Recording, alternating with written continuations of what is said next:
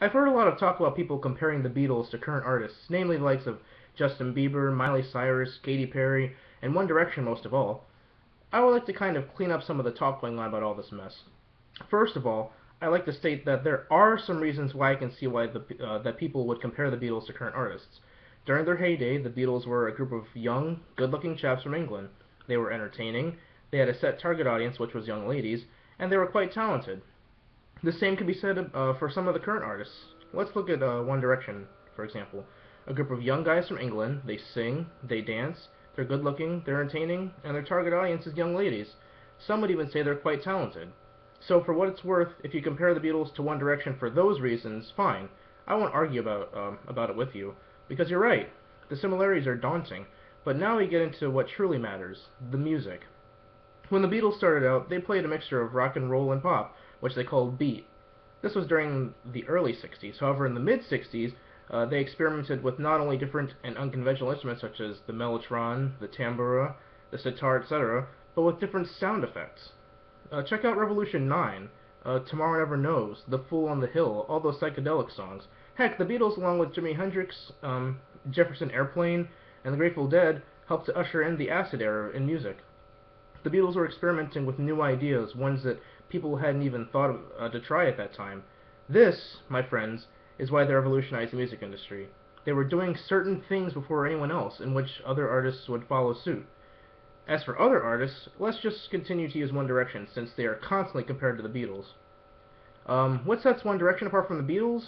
Well, everything, really. One Direction focused mainly on pop, as many current artists do.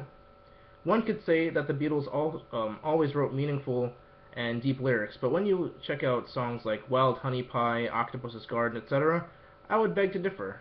However, when you listen to songs like Let It Be, Yesterday, The Long and Winding Road, or Julia, those songs are so well crafted, it's hard to believe that only four guys did this.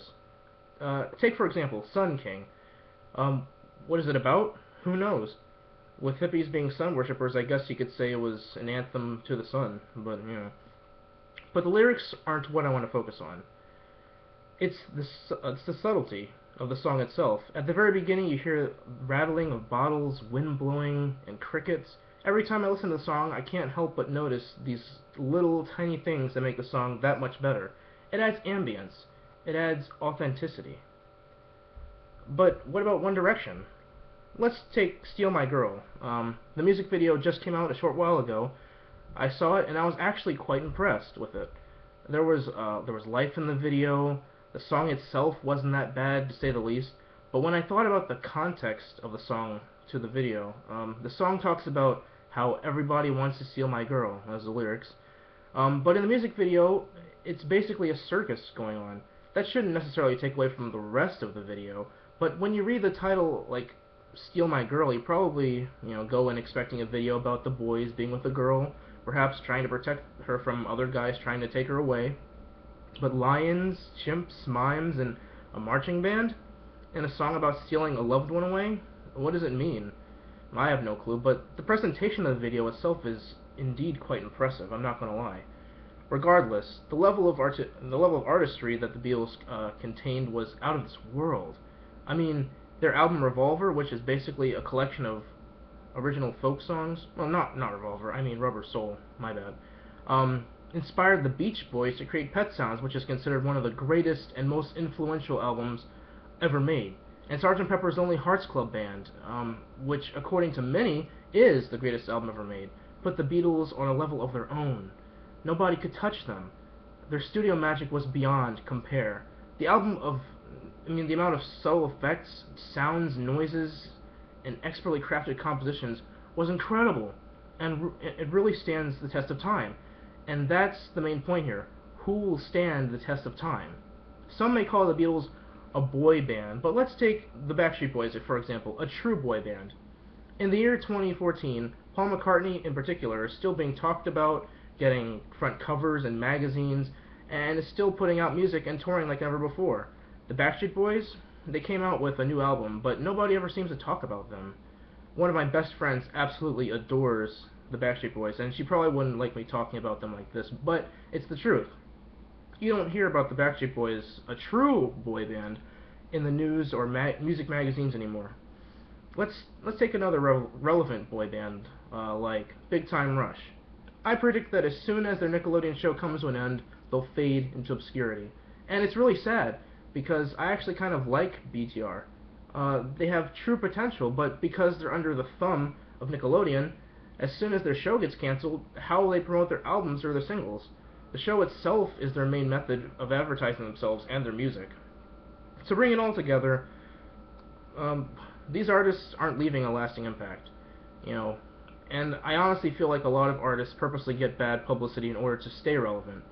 Um, who cared about Miley Cyrus until she started twerking and coming off as a slut, you know?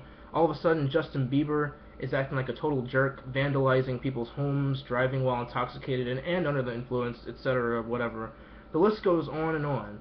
If it wasn't for all these acts that they're doing to get attention, they'd fade into obscurity, especially considering Justin Bieber's music has since downgraded from his early years. And that's also sad because, you know, in all honesty, Justin Bieber had promise. Were his songs the greatest when they first came out? No. Baby was deemed incredibly annoying. You know, I feel the same way too. But songs like Somebody to Love are somewhat well crafted. The music video in particular is actually quite artistic and impressive. You know, the way they dance, all the things going on. There's a lot of life in the video, I feel. Currently, the Beatles are arguably the greatest band of all time. Why?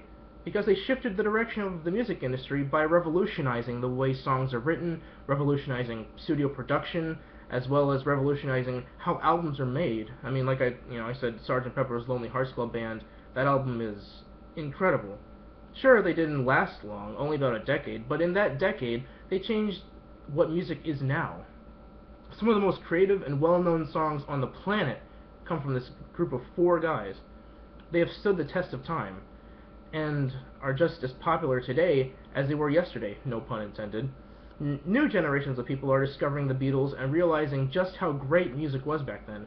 It makes them want to listen to the Rolling Stones, The Who, Led Zeppelin, and all these other classic bands from back then. And that's a good thing. They learn where music came from, and how it's changed, for better or for worse.